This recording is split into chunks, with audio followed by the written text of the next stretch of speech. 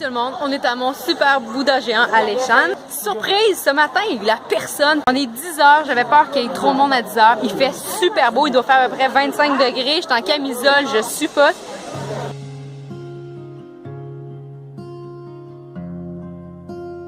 Si vous faites un voyage à Sichuan, il est impératif d'aller découvrir le grand Bouddha géant de Leshan, un chef-d'œuvre étonnant de la dynastie des Tang.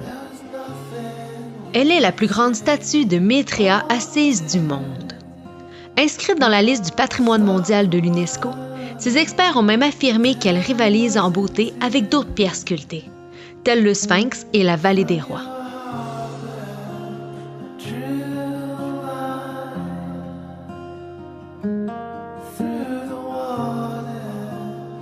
Nous arrivons devant l'entrée au Bouddha bien surpris.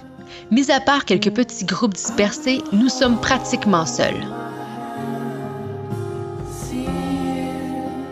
Cela ne nous prendra qu'une demi-heure, contrairement à 2 heures en période de pointe. Si l'on passe outre les bousculades de la bruyante foule chinoise qui tranquillement nous a rejoints dans l'escalier, la majesté du sérénisme Bouddha a de quoi impressionner.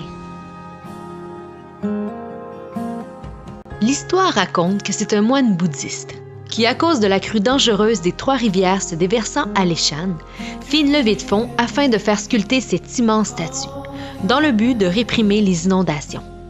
Devant la somme amassée par le maître bouddhiste, l'autorité publique lui aurait demandé de l'argent.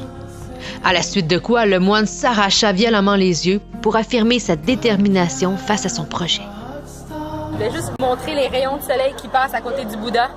Je sais pas si vous le voyez, c'est plus magique. Il se dévoile peu à peu dans son entier, imposant, éternel et bien indifférent à cette foule dispersée qui érode peu à peu les parois de la falaise. L'escalier nous dépose enfin au pied du Bouddha. Nous sommes envahis d'un sentiment de miniaturisation, le ressenti d'une fourmi lorsqu'elle passe à nos pieds. Est-ce que vous savez combien mesure la statue? Un gros 71 mètres de haut, sculpté dans la pierre par des moines bouddhistes à l'époque, il y a très longtemps. Et c'est encore debout pour la seule et unique raison que je ne sais pas si vous voyez, mais dans la statue, il y a des petits trous qui fait que l'eau s'écoule de la montagne. Alors, ça permet qu'il n'y ait pas d'érosion sur la statue encore aujourd'hui.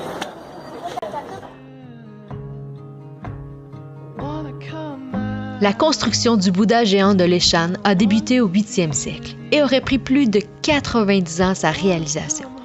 Il mesure 71 mètres de haut par 24 mètres de large. Sa tête fait 15 mètres à elle seule. On dit même qu'il faut plus d'une centaine de personnes assises seulement pour faire le tour de son pied. Preuve que la foi n'a pas de limite.